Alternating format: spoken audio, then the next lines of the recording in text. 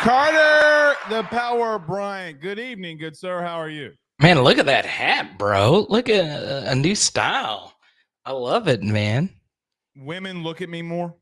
Did- Men want to be me more. It is incredible what wearing melon hats has done for me. And you know what's even crazier? I've seen men pull out their phone and women pull out their phone and whip out melon.com/AYS because they know that they're going to get 30% off of their order if they use that promo code AYS. How crazy is that? Women love me. wait, hold on. Is this a sponsored thing?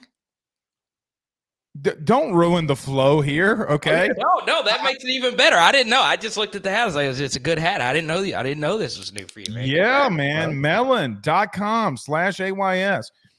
I will be serious. This is the most comfortable hat I've ever worn in my entire life. There you go. Melon to fit your melon head. I love it. That's good stuff, buddy. Just because there was a roast last night doesn't mean that you can come in on my show and start roasting me, Tom Brady. Hey, old stand-up me coming back. It was a great roast. We actually talked about it on the phone earlier today. Tony Hinchcliffe was the best. I'm sorry. Yeah, he was up there. I thought everybody murdered. One thing you can see though is like because like podcasting. So like one of my favorite comics is Sam Morrill, and he actually does a podcast with Julian Edelman. So okay. So it makes sense. And Sam does that kind of comedy, like very put down, direct, well-written comedy. So a lot of these guys hang out with comics, and you could tell the athletes did a really good job. I knew the comics would kill. I mean, they've done a gazillion roasts, or the best roasters on the planet. But yeah, Nikki Glazer was fantastic. Yeah, she's great. She's her Peyton Manning roast a few years ago was great too. Yeah, it was. Like said he looked like the horse that used to have sex with her and stuff like that. It shit was funny, dude. I thought Brady brought it home, man. I thought Brady brought it home. The only thing is people are overblowing that he did Deflategate. What he was saying was, I would have pled guilty if you gave me $20 million to Deflategate. So, I mean, he didn't admit to shit. He was just saying, you know, hey, right. If you would give me the $20 million, you could have just suspended me and given me the money is what he was trying to say. Exactly. All in all, was a fantastic roast. I'm not getting paid for this. I suggest everybody go over to Netflix and go watch it. It was absolutely fantastic. No, it was really good. Now I'll push back on Landon here. He said Randy Moss sucked. I agree. No. Look, you know what's funny is I actually do agree to a certain extent, but Randy is just too nice. He is actually truly the funniest athlete out of all of them, away from like a roast setting. Not all comics are roast comics. If you actually go listen to Randy Moss stories, his stories are the best out of any of the athletes that were up there, even Gronk. The funniest thing about Randy Moss was when Andrew Schultz said he looked like Bagger Vance. He was dressed like Bagger Vance because you know that was like on the fly, so it's made it so much funnier. Yes. But Tony Hinchcliffe says, saying Bert Kreischer is the king. He looks like the Tiger King and the Liver King. Only ate Burger King and had a liver like Martin Luther King that got beat up by Rodney King was probably the funniest shit. You know what, man? In all honesty, it made comedy cool again. Yeah, it did, and it's not for everyone. I saw this quite a bit that a lot of people were shocked that there were so many Aaron Hernandez jokes. I was like, well. What did you think was going to happen? Yeah, well, the funny thing is like, as big as that roast was, and it will be one of the biggest things Netflix has ever done, and it is live.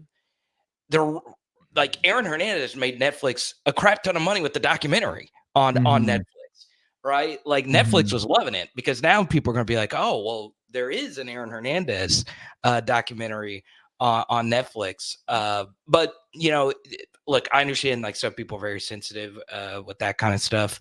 Right. Like when I did stand for 5 years, you hear everything. Everyone calls you everything. So like it's really, really hard to get me riled up. And I thought all the jokes were for the most part, good. Some of them. This one was funny. Even Gronk knows that's not real money. That was so good. It was so good. That's so good. All right. Some people, Carter, will probably think that what we're about to talk about next was comedy by LSU that wasn't necessarily funny. So let's get into it. So, Carter, LSU missed on Demonic Williams and Simeon Barrow Jr. I'm going to give you the open floor. And, by the way, lost on Deshaun Jones, the corner from Wake Forest. I'm going to give you an open floor. Earlier, I shared my thoughts on people getting mad at me about the collective and all that kind of stuff. I'm just going to give you the open mic here. What did you think of missing on those three guys? Dang, another comedy reference. Open mic. I love it. But, the truth here, Blake, is it's not good. Like, I understand, especially you're always the don't panic guy. I was live when the Williams to Oklahoma thing happened, and I had one of the more thorough freakouts on Thursday. And, as the live stream went down, I cooled down just a little bit, but it wasn't like Williams that I was necessarily freaking out over. It's just all these misses all together. It's a big sample size of now 4 players that LSU really did put, the gas to the pedal here. Yeah. Going back to Phillip Blady, now to Barrow, now to Dominic Williams, and of course Jones, the corner from Wake Forest, and that is extremely disappointing. Now, it's important to point this out, Blake. None of us are saying any of those guys are the next Glenn Dorsey or the next Morris Claiborne. No one is saying that. This is typically numbers. They are playable guys in the SEC. And college football defensively is a numbers game. When someone goes down, someone there is to pick up that person's production, right? It's the reason why, the great LSU defenses of the past could lose a Patrick Peterson one year and then the next year win a national championship. And not only that, field one of the best college football secondaries of all time. And that was when you lost one of the best college football corners of all time. Yeah, so, Harold Simon played a big role. Right. And that's what I am pointing out. Because I got a lot of messages after what happened on Thursday on my live stream. Like, hey, Williams, you're acting like he's freaking Glenn Dorsey. That's not the point. The point is just playable bodies at this point. And I understand the price got up there. I totally get it. And you can make a very deep philosophical breakdown of why you shouldn't pay him that much, because he might not be better than some of the other guys on the team, and he might be making more money than someone on the team that is not as good as him. And I totally get that. Totally understand that debate. But the point is, you still need bodies. The NFL does that all the time. Right. There's like, I don't. And here's the thing, though, Carter. If you give him the money, like, the portal's closed. Right. I mean, what is any player going to do? I mean, the portal closed on Tuesday. No player can go into the portal. So don't get. I understand. And here's my thing. It's not necessarily Demonic Williams, like you mentioned. You cannot convince me that people that are in that industry didn't know what the price tag or about the price tag was going to be when he's going to other schools and telling them the price tag. Yeah.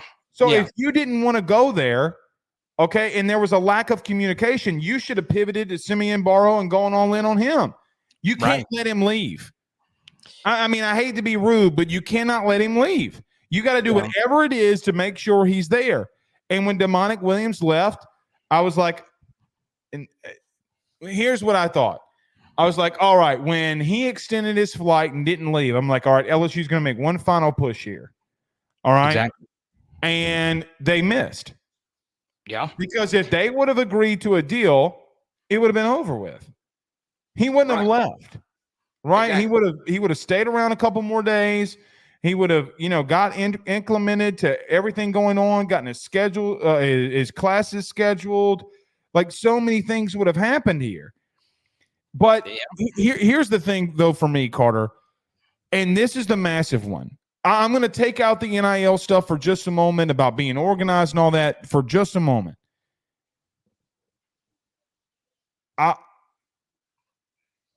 you can have a head coach.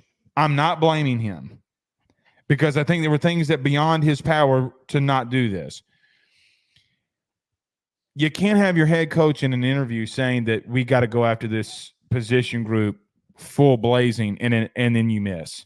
That is you got egg on your face right now because of this. Yeah, and it sucks. It that too, but Blake, it's just not right. Like, I mean, I just truly think, and I said this earlier on one of my Patreon shows, but I'll say it publicly as well here. This idea that individual recruiters can really move the needle is still true, right? Individual recruiters are still very important, especially in high school recruiting. But after speaking to some players in the portal, some of which involved with LSU, some of which not, portal recruiting happens so fast, and numbers need to be met for guys to commit. It is a completely different animal. It's not just about playing time. These are older guys that want to get paid right now. If right. one of these kids got a deal to go to Nantucket or Timbuktu, they'll go play. Carter, it's I said it was. I was explaining this to a buddy today. I was like, why do you think all those golfers left the PGA Tour? Oh, because they got generational bags. Bags. There's no way that Williams in his dorm last year in Fort Worth, Texas, thought he would be a millionaire. There's no way he could have thought that. As solid as he is a very solid player. But I can assure you, there are first-round NFL draft picks that aren't making the amount of money he's making. Sometimes it's just a timing thing. And look, as with everything, Blake, there is an aspect of bad luck involved here. LSU just happened to be as thin as they possibly are defensive tackle, while all these other schools are very thin at defensive tackle, while the supply of defensive tackle transfer portal guys aren't that much. So there is some bad luck involved in this, but man, it's just been rough. Braden Fisk went on the podcast with Will Compton and said that USC offered him $500,000. That's the going price.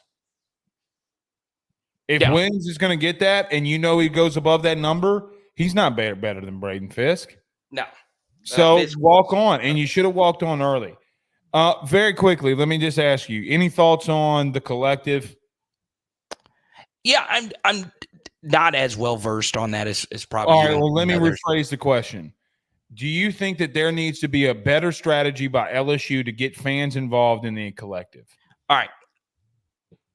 I can't speak too much to the specific LSU NIL collective, but what I can tell you is I do think other schools have done a little bit of a better job of focusing the energy towards their collectives to help raise money.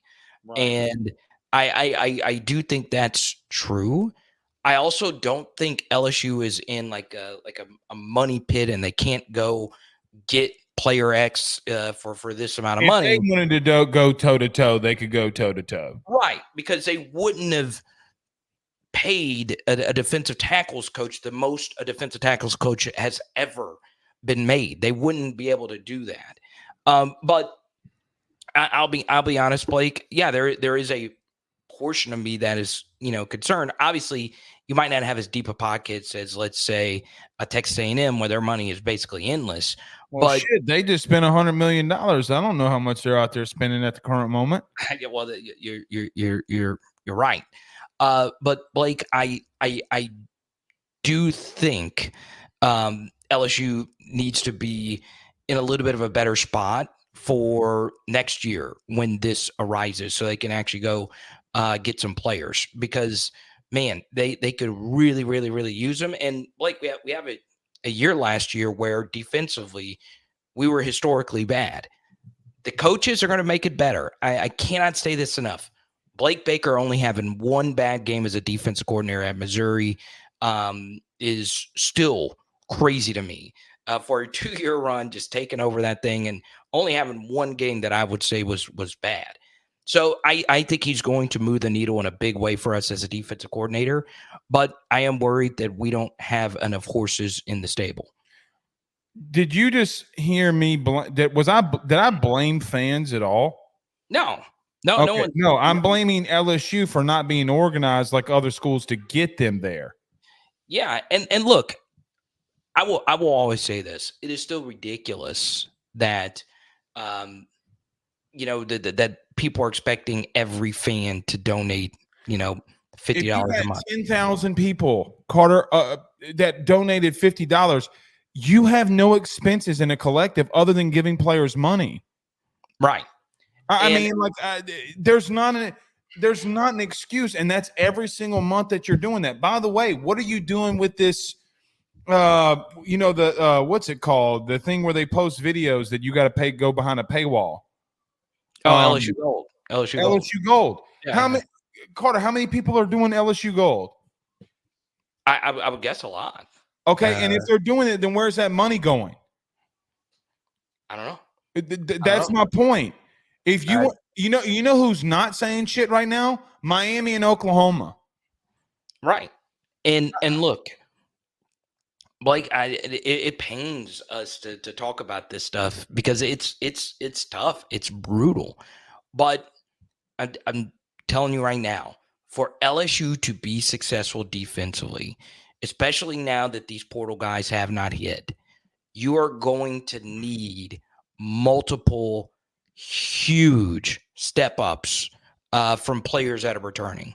And I cannot state this enough how rare it is for one player who was pedestrian and played a lot last year to magically, in their year 4 year, take a massive leap forward.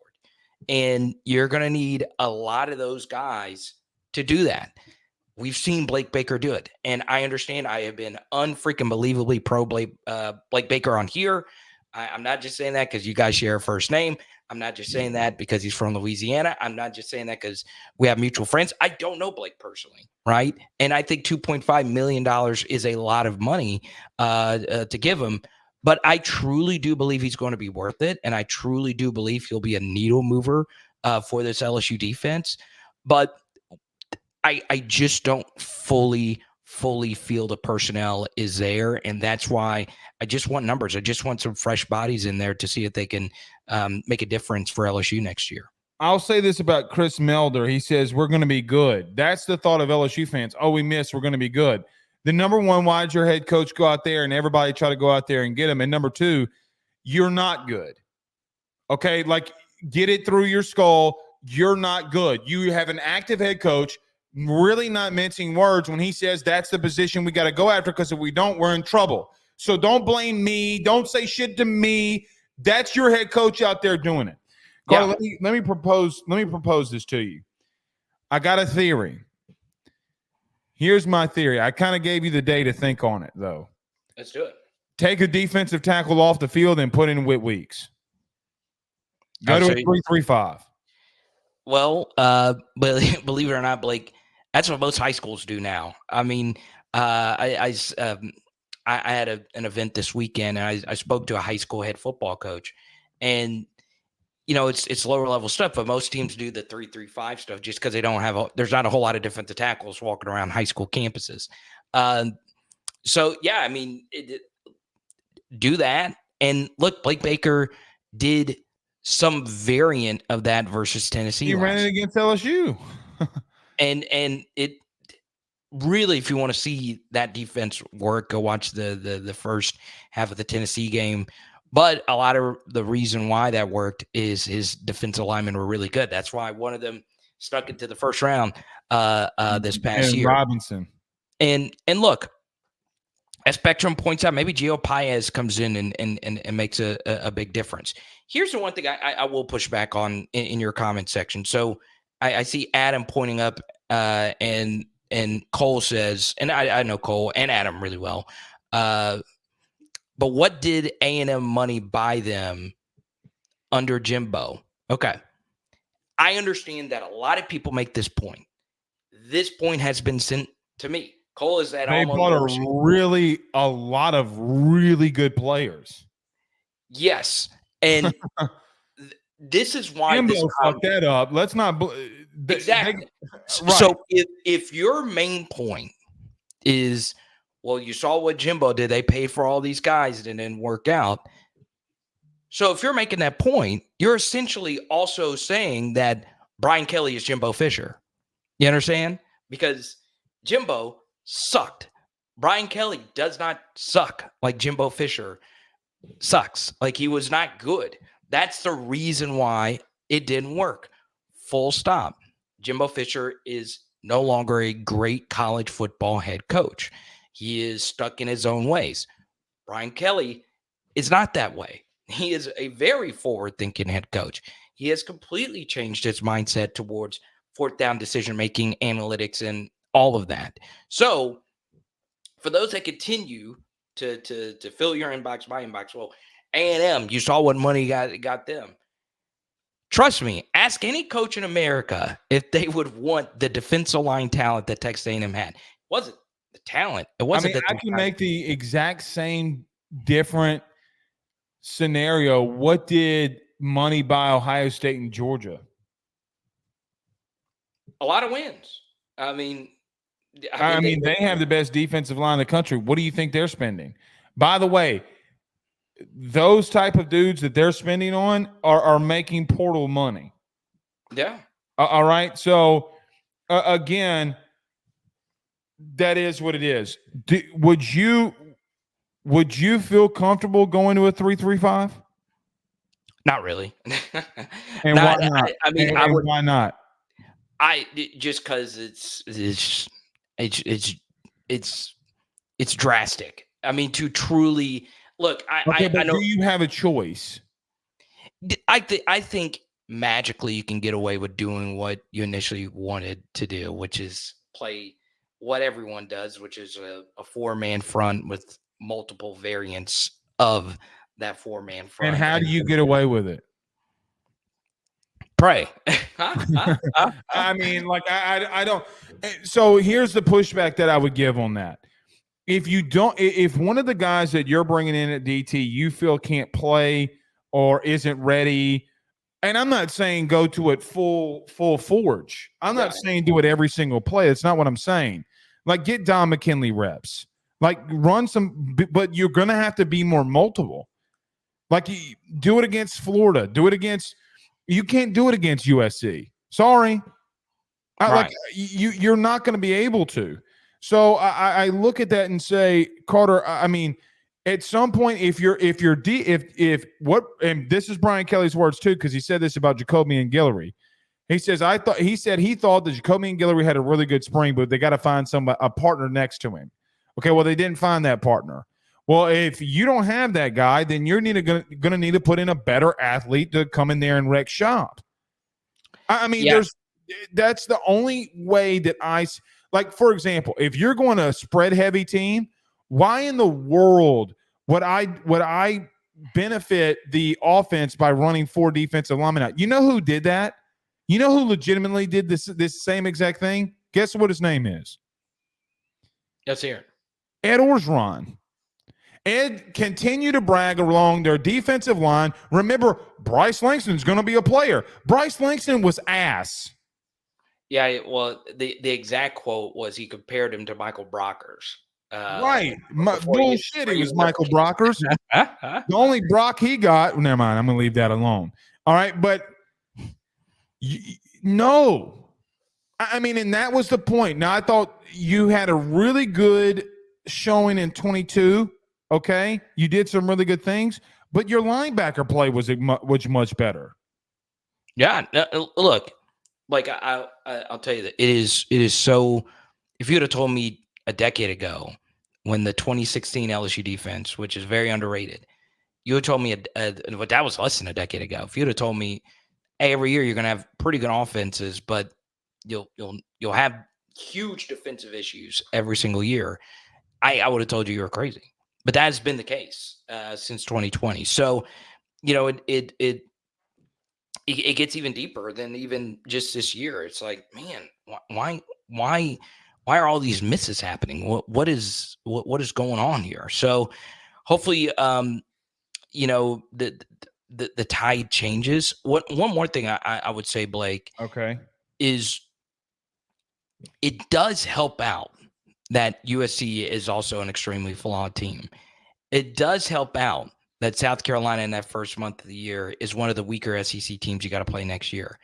It does help out that UCLA is trotting out a first-time coach on a cross-country trip in the first month of his head coaching journey to the hardest place to play in all of college football. So the good news is, yes, it's going to be another tough opening game, but there is a path forward, and the schedule itself is not front-loaded. See, I agree. See, okay, I 100% agree with what you just said. I think your schedule is extremely favorable for you. Here's where I'm going to push back, or it's not even a pushback. It's just my line of thinking. I don't look at LSU in this 9-3 team venue or era. I see Saban out. Okay, I see DeBoer in, and that you should be that team that should have taken that next step. And right now, I don't know if you've taken that next step. So when I compare LSU, do I think you could beat USC? Yes. Do I think that you can beat UCLA? Yes. South Carolina? Yes. Texas A&M? Yes. Now I know that you love Connor Weigman, so that game might be, a little bit tougher than maybe I'm giving it credit for. But I think you beat Florida. Yes. All right. But I look at a team like Ole Miss, and this has been my pushback. You got worse where they got on the defensive line, where they got better on their offensive line. They got better defensively. I don't know if you have a better roster than them. Okay, yeah, their front is really good. Both fronts. Yeah. They went in the portal and did work. Oh, by the way, Carter, here's a news flash for you. Everybody's like, "Oh, Saban's out. We can finally beat Bama." Okay, you better go watch that offensive line. Let me tell you something. Kalen DeBoer about to come up in here and run this bitch. Not literally, but I'm talking about running the football. He's going to go to Jalen Milroe's strengths, and I think it's clearly the best offensive mind that Jalen Milroe's been around. They have a lot of good players. And by the way, Kalen DeBoer's a really good head coach. So I'm not comparing you to the South Carolinas, the Floridas, the Kentuckys, the Tennessees, or even the Missouris. I'm comparing you to the Georgias, to the Ohio States, to the Michigans.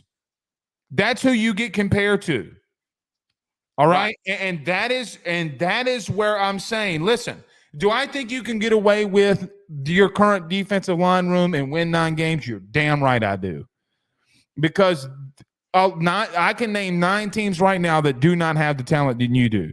But I can name 3 that has either more talent or just as much talent as you that you play. Yeah, and go ahead. As Pegasus points out, there's still guys out there, and LSU's going to get some guys out there. They have to at some point. But Aiden Huntington, the kid from ULM, okay, I don't know if he can or can't play here. I know one thing he can't play, the interior. Yeah, so you and I discussed it earlier. I actually do think he's good, and he could actually work in a 3-ish man front that you're theorizing a little bit earlier. Or move Savion Jones inside. He's 280, 290 now. Move him inside. See if it works. And look, that's the only thing that you can do. And look, it might benefit you. You know what's crazy though? And we talk a lot of negativity. So I'm going to end this section on a positive. Yeah. Every time that LSU's missed in recruiting on stuff, normally they followed up with a natty. Exactly. So, I remember Orgeron missing in 2017, 2018, and then he turns around in 19 and they win it. I don't know if you have that, but it's funny how when LSU misses, and this is not just me saying, this is chronicalized. When they miss, historically, they turn right around and win a natty. I wonder what happens here. I hope so. And I will say this as well. I hope, and I've interviewed two people in the past couple months in this defensive line room, Gabe Relaford and Ahmad Bro, and they have a long-term plan at LSU to try and play. Right, they're great kids. I hope every single LSU defensive lineman are listening to us media heads and taking this as fuel and proving everyone wrong. There was nothing more in this planet because defensive tackle is my favorite position in all of sports. I hope that they shut us all the hell up. There is nothing more on this planet that I would want. I published this the other night. Okay, I said, listen, when LSU has success, guys like you and I make more money than we ever make. Yes, exactly. And look, there comes a part, Carter, where financially, okay, it benefits us for them to be very good. Yeah. You know, I'll never forget this. Okay, during the baseball run,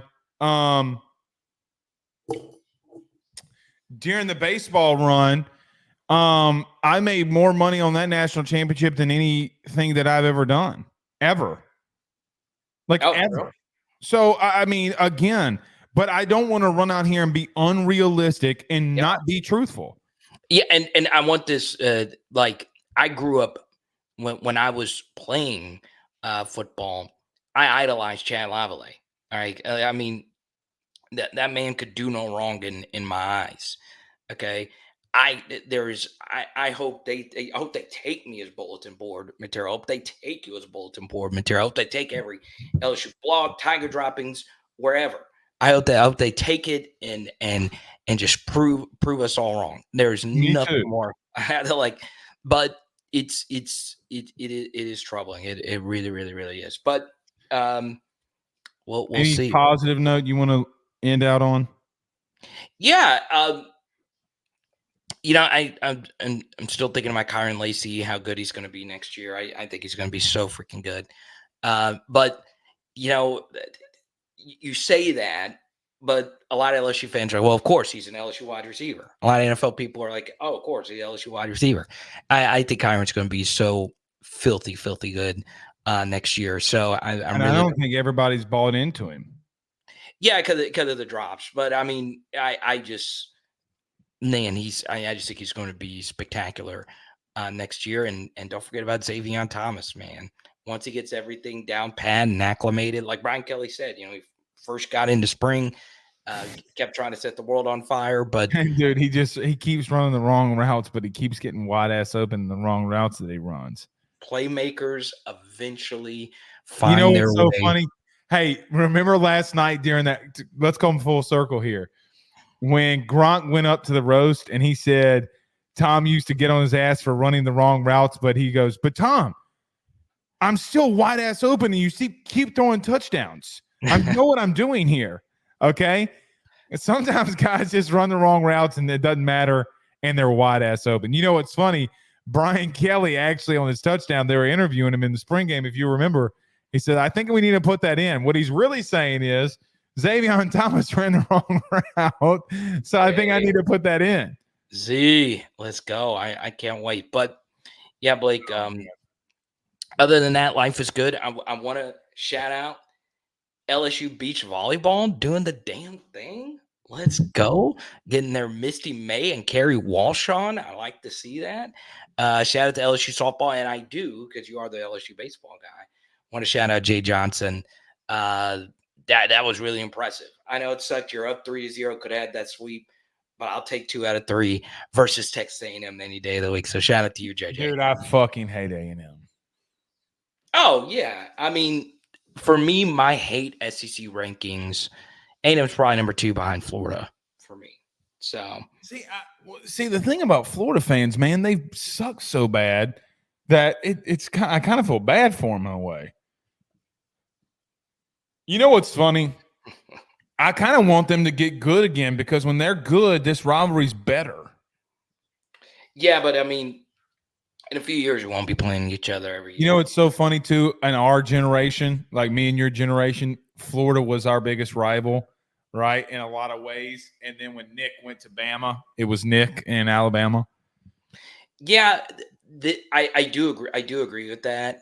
But I do think Florida has always been that game because it was so evenly matched for so long. Okay, it We really might not ever get that again. might not ever get that again. But in a way, it hasn't been evenly matched because LSU has won the last 5 of them bitches, and makes me great. Shoot, throw, and everything, kick in the fog. And you know what's so crazy? Your boy Cade York got cut. Ain't it crazy? The greatest kick in LSU history in the fog.